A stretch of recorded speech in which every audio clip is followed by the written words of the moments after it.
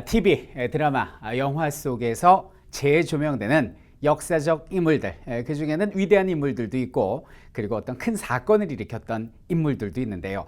여러분들 그 인물들의 성비 구성을 한번 보겠습니다. 그렇죠. 대부분이 남자라는 것을 알 수 있습니다. 보면은 특히 조선시대에서 세상을 바꾸고 디자인하고 다시 그것에 도전하고 전부 다 남자들인데요. 그 남자 중심의 세상에서 자신의 타고난 재능으로 그리고 후천적 노력과 의지로서 자신의 이름 석자와 자신의 어떤 창작물을 오늘날까지 우리 가슴속에 새기고 있는 여자들이 있습니다. 그 여자들 중에 대표적인 인물, 오늘은 황진이에 대해서 이야기해 보고자 합니다. 보통 여자 그러면은 신사임당처럼 조선시대 때 자식을 훌륭하게 잘 키운 어머니를 떠올릴 수가 있고요.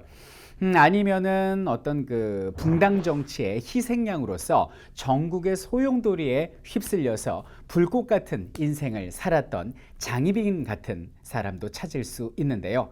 당시에 여자라는 굴레를 벗어 던지고 그리고 천민, 그것도 가장 천한 기생이라는 어떤 사회적인 낙인까지 뜯어내버리고 자신의 세상, 자신의 어떤 정신을 그 시대에 맞서서 끝까지 내세웠던 조선시대 최고의 보헤미안, 자유의 아이콘 황진이에 대해서 살펴보도록 하겠습니다. 자, 여성의 삶에 대해서 한번 살펴보겠습니다.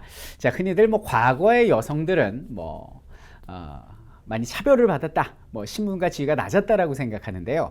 그것은 얼마 되지 않은 조선 후기의 이야기고요. 사실 우리의 역사를 살펴보면 여성의 지위가 높았던 적도 있습니다. 그럼 여성의 지위가 어땠는지 우리 선사시대부터 한번 그 배경 지식을 살펴보도록 하겠습니다. 정확한 기록은 나와 있지 않죠. 왜냐하면 글이 없었던 시대를, 기록되지 않은 시대를 선사시대라고 하니까요. 근데 선사시대 같은 경우는 여성의 지위가 크게 낮거나 높거나 그런 개념이 없었던 평등사회라고 오늘날 우리가 교과서에서 이야기를 하고 있습니다. 그러다 본격적으로 성 역할이 구분된 것은 청동기 시대가 됩니다. 청동기 시대 우리나라 최초의 나라인 고조선이 만들어지게 되지 않습니까? 고조선이 만들어지던 청동기 시대에는 끊임없이 상대방의 재산을 빼앗는, 왜냐하면 구석기 신석기 시대 때는 사유재산이 없었잖아요. 그러니까 먹고 싶은 만큼 열매 따먹고 먹고 싶은 만큼 사냥해 먹고 이랬는데, 청동기 시대 때 이제 벼농사를 재배하면서 먹고 남는 농산물, 잉여 농산물이 생기면서 그거를 창고에 보관하다 보니까 이게 사유재산의 시작이 됩니다. 그 남의 사유재산을 빼앗으려다 보니까 잦은 정복 전쟁이 벌어지게 되고, 그래서 청동기 시대 유적지는요, 언덕 구릉이나 산 이런 데서 많이 발견되게 되는 거죠. 그럼 국가가 생기고 전쟁이 벌어지다 보니까 아무래도 어때요? 그렇죠. 전쟁은 힘 있는 남자의 시대를 가져오지 않습니까? 성 역할이 처음으로 분화된 것이 바로 청동기 시대가 됩니다. 자, 우리나라 최초의 국가인 고조선이랄지 그 다음으로 등장한 부여의 법들을 살펴보면 여자의 정절을 중시한다랄지 아니면 투기한 여자를 죽인다랄지, 그리고 죽은 시체를 갖다 산에다 버려버립니다. 짐승들의 밥이 되고 거름이 되라는 얘기죠. 근데 가족들이 그 시신을 찾아가려면 국가에 많은 배상을 해야 된다랄지 남성 중심의 가부장적 사회였음을 알 수 있는 내용들이 꾸준히 나오게 됩니다. 자, 그러다가 그 이후에 건국된 고구려서부터 조금씩 여성의 지위가 올라감을 알 수가 있는데요. 대표적인 것이 이제 고구려의 서옥제라는 것을 알 수가 있습니다. 이것은 대릴사위제의 시작인데요. 자유연애를 했거든요. 고구려 사람들은. 여러분들 고구려 그러면 굉장히 상무적 기질이 뛰어난 무슨 군사적 강성대국 이렇게 생각하는데 상당히 로맨틱한 면도 있었습니다. 자유연애가 일반화됐는데 남자가 마음에 드는 여자가 있으면 그 여자 집에 찾아갑니다. 그래서 당신의 딸과 결혼하고 싶습니다라고 얘기를 해요. 그럼 장인 장모가 보고, 그때는 이제 노동력을 중요시하는 사회이기 때문에 힘 좀 쓰나? 라는 생각을 해보고, 그래, 결혼하게 해줄게, 허락을 합니다. 그럼 그 남자는 아이가 생길 때까지 처갓집에 작은 별도의 집에서 먹고 자고 살거든요. 그 작은 집을 서옥이라고 그래요. 거기서 장작도 패고 물도 기르고 처갓집을 위해서 엄청나게 어떤 그 노동을 해주다가 아이가 생기면 부인을 데리고 자기 집으로 돌아가는, 이것을 서옥제라고 그러고, 이것이 조선시대 전기적까지 계속된 대릴사위제의 시작이다, 이렇게 봐주시면 되겠고요. 고구려 얘기 나왔으니까 드리는 말씀인데, 이 고구려 같은 경우는요, 결혼을 할 때 여자 집에서 남자한테 예물을 받지 않았다고 그래요. 그래서 남자가 여자한테 주는 예물 정도가 뭐 돼지고기하고 술 정도를 주고요. 그 외에 여러 가지 폐물 같은 거를 주면은 딸을 팔았다고 생각해서 부끄러이 여겨서 끝까지 안 받았다라는 거 아닙니까? 그런 거 보면 되게 좀 순수했던 시대가 아닌가 싶고요. 또 하나 재밌는 거는 그 고구려 이후의 얘기지만 통일신라 시대입니다. 통일신라 시대 때 신문왕이 둘째 비를 드리는데, 두 번째 부인을 드리는데 그 폐물과 함께 준 것이 된장하고 젓갈이거든요. 그러니까 옛날에는 오히려 이런 것들이 결혼식의 예물로서 많이 왔다 갔다 했구나라는 걸, 뭐 김치도 주고받고 했다고 그러죠. 결혼 예물로. 그런 내용을 알 수가 있겠네요. 자, 어쨌든 이제 삼국시대를 지나서 고려시대로 오게 됩니다. 이 고려시대 같은 경우는요, 여성의 지위가 굉장히 높아서요, 오늘날하고 크게 다를 바가 없었습니다. 대표적으로 일부 일처제 국가였는데요. 기록에 따르면 고려시대 말에 박유라는 관리가 원나라처럼 우리도 일부 다처제 하자. 우리가 전쟁으로서 남자가 많이 죽어가지고 여자들이 남아도니 일부 다처제가 맞는다라는 말을 했다가 그것이 동네 아주머니들한테 이제 소문이 나죠. 그래서 길을 가는데 한 노파가 저자가 일부 다처제를 주장했던 박유라는 영감이다라고 얘기해서 동네 아주머니들한테, 여성들한테 둘러싸여서 봉변을 당하는 기록이 오늘날도 전해져 내려오거든요. 심지어는 학생들이 보는 수학능력 시험에 사료로도 출제된 적이 있을 정도로 뭐 이런 내용만을 봤을 때 고려시대도 굉장히 여성의 지위가 높았다는 걸 알 수가 있습니다. 뭐 예를 들면 이런 거죠. 부모님이 돌아가시잖아요. 그러면 제사도 돌아가면서 지냅니다. 이걸 윤행이라고 부르고요. 그럼 자연스럽게 상속이랄지 재산 분배에 있어도 차별이 없었다라는 거고요.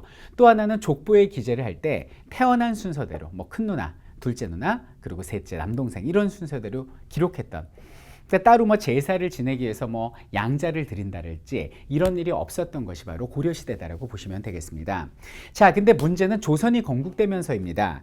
조선을 건국한 성리학자, 정도전, 그리고 그 외에 여러 유학자들은요, 고려 멸망의 이유를 뭐 여러 가지가 있겠지만 그 중에 하나 불교의 타락과 또 하나는 여자들의 어떤 위세부림, 이런 것들이 망국의 하나의 이유라고 생각을 했던 거예요. 그래서 숭유억불로서 불교도 억압을 하고요. 그리고 여성들의 지위도 끝까지 이제 찍어 누르는 그런 정책들을 많이 펴게 되는데, 뭐 어디 국호가 바뀌고 했다고 그 풍습이 바로 바뀌겠습니까? 그러다 조금씩 바뀌다가 조선 전기 성종 때 경국대전이라는 법전이 만들어지면서 여자들의 어떤 재가를 금지를 하는 거죠. 그래서 재가녀의 자손은 그 어떤 사회적 차별을 주고, 그리고 서자 같은 경우들, 그러니까 첩의 자식이 되겠죠. 첩의 자식들 같은 경우는 아예 그냥 과거 시험 중에서도 문과 시험을 제한하는 이런 여러 가지 법들을 만들게 되고, 1592년 임진왜란 이후에 조선 후기가 되면서 사실상 여성의 지위는 땅바닥에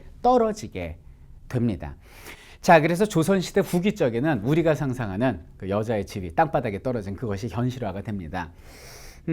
조선시대 후기는 무조건 적장자 중심이었습니다. 적장자라는 건 정실 부인의 큰아들인데요.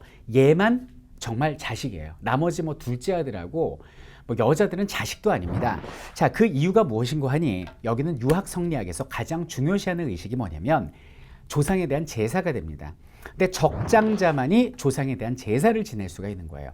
부잣집 맏며느리감 이런 노래도 있지 않습니까? 부잣집 맏며느리감 그러면 흔히들 좀 후덕한 체형의 여성이 떠오르잖아요. 그 이유가 뭐냐면 그 제산상 한번 차리려면 좀 죽음이거든요. 그래서 좀 힘 있고 건강하신 분들이 많이 들어가는 거고요. 일반 우리가 생각하는 뭐 야리야리한 그런 늘씬 미녀 이런 분들은 맏며느리감 가면 거의 뭐 몸살나서 거의 뭐 쓰러질 지경이었다, 이렇게 보시면 되겠습니다. 그래서 조선시대 전기적까지만 해도 고려시대하고 비슷해서 남녀 차별 없었고요. 뭐 큰아들, 둘째아들 차별 없었는데 이 조선시대 후기로 가면서 직접적인 차별이 와요. 그래서 경국대전에도 보면은 재산 상속의 30%는 큰아들한테 좀 더 주게 돼 있거든요. 왜냐하면 제사를 계속 지내야 되니까. 근데 조선시대 후기가 되면서 그냥 100% 다 줘버립니다, 큰아들한테. 그 대표적인 예가 나오는 게 소설 바로 흥부전이죠. 똑같은 자식인데 큰아들 놀부한테 전부 다 재산 상속을 하다 보니까 흥부도 완전 거지가 돼갖고 제비다리 그냥 치료해주다가 갑자기 무슨 로또 맞듯이 부자가 되는 이런 얘기가 나오잖아요. 이게 조선시대 후기의 모습이었고, 근데 예를 들어서 큰아들이 뭐 병사했다거나 호랑이한테 물려 죽었어요. 옛날에 그렇게 많이 죽었잖아요. 그럴 경우에는 둘째 아들이 제사 지내야 되는데 그러면 안 되고요. 딸이 제사 지내야 되는데 그러면 안 되고 양자를 드리게 됩니다. 이것이 그 유명한 조선시대 후기적의 양자제가 되는 거죠. 그래서 자신의 친척 아이들 중에 한 명을 양자로 입적해서 걔를 적장자로 만들어서 제사 지내게 하는 이런 답답했던 시대가 조선시대 후기가 되는 거고요. 혼인 제도에 있어서도 뭐 고려 시대하고 조선 시대 전기까지 이어지던 대릴사위제랄지 요걸 남귀여가라고 부릅니다. 그래서 남자가 여자 집으로 귀가한다, 아니면 처가살이, 뭐 이런 말들은 없어지게 되고요. 조선시대 후기 쪽에는 친형제도가 정착되게 되는데, 친형제도, 친히 영접한다라는 거죠. 옛날 중국에서도 있었고요. 통일신라 시대 때 신문왕이 둘째 부인을 얻을 때 뭐 친히 영접한다 그래서 친형제도의 시조다 이렇게도 얘기를 하는데, 그러니까 여자가 말 그대로 시집에 가서 사는, 시집 간다라는 말이 보편화된 것이 바로 조선 후기다, 이렇게 봐주시면 되겠습니다. 자, 그러면 조선 시대 후기 쪽에 얼마나 시집살이를 했겠습니까? 뭐 거의 정말 말로 표현하지 못할 수준이었는데, 그때의 내용을 담은 노래가 전해져 내려오거든요. 자, 그 노래 한번 볼까요? 자, 당시의 시집살이가 얼마나 어마무시하고 힘들었는지를 알려주는 시조가 있습니다. 참 마음이 아파요.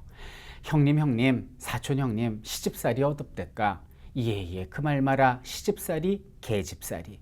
앞밭에는 당추 심고 뒷밭에는 고추 심어 고추 당추 맵다 해도 시집살이 더 맵더라. 외나무다리 어렵다고 해야 시아버님 같이 어려우랴. 나뭇잎이 푸르르다 해도 시어머니보다 더 푸르르랴. 시아버지 호랑새요, 시어머니 꾸중새요. 시아버지 뾰중새요, 남편 하나는 미련새다. 자식 하나는 우는 새요, 나 하나만 썩는 셀새. 귀 먹어서 3년이요, 눈 어두워 3년이요, 말 못해서 3년이요, 석 3년을 살고 나니 배꽃 같던 내 얼굴이 호박꽃이 다 되었네. 배꽃 같던 내 손이 오리발이 다 되었네. 입새 무명 밥 물지마 눈물 씻기다 다 젖었네. 얼마나 그 당시에 삶이 어려웠는지 잘 알 수 있고요. 여기다가 이제 여자들의 목숨까지 위협을 했죠. 자, 옛날에는 백성들의 평균 연령이 만 30세 정도, 30대일 정도로 사람들이 일찍 죽었어요. 물론 이제 갓 태어난 아이들이 죽다 보니까 평균 연령이 낮아진 것도 있는데, 호환 마마 때문에 정말 많이 죽었거든요. 그럼 남편이 죽잖아요. 그럼 여자가 남편을 잡아먹었다고 그래서 따라 죽어야 됩니다. 그래서 뭐 연료비가 내려지고, 그 연료비를 위해서 죽음을 강요하는 일이 허다했다. 자, 그래서 우리나라 근대 개화기에 보면 그 외국인 선교사가 쓴 글을 보면 제목이 뭐냐면 노새보다 못한 조선 여인이란 말이 나오거든요. 이렇게 여성의 지위는 정말 비참했습니다. 자, 근데 오늘날과 같은 여성의 지위가 등장한 건 언제일까요? 그렇죠. 개화기 때 우리 그 1894년이죠. 동학농민운동에서 처음으로 어떤 그 여성의 재가를 허용해 달라는 주장을 당시 농민들이 제기를 했고요. 이것이 받아들여져서 같은 해인 1894년 갑오년에 근대적 개혁, 갑오개혁에서 이제 재간유의 차별을 없애게 되고요. 그 이후에 점차 여성의 지위가 높아지게 되었다, 이렇게 보시면 되겠고, 실제 그 여성이 호주가 될 수 있는 법, 뭐 이런 것도, 또 여자에 대한 그 재산 분배가 확실하게 균등해진 것도 얼마 되지 않죠. 그 YS 김영삼 대통령 때 만들어진 민법으로서 바뀐 것이니까요. 여성의 지위가 이렇게 높아진 거는 뭐 오늘날과 같이 된 거는 얼마 되지 않았다. 자, 이렇게 해서 이제 여성의 어떤 그 신분에 관련된 역사를 봤고, 이런 신분의 굴레를 뛰어넘는 조선시대 황진 이야기를 계속 살펴보도록 하겠습니다.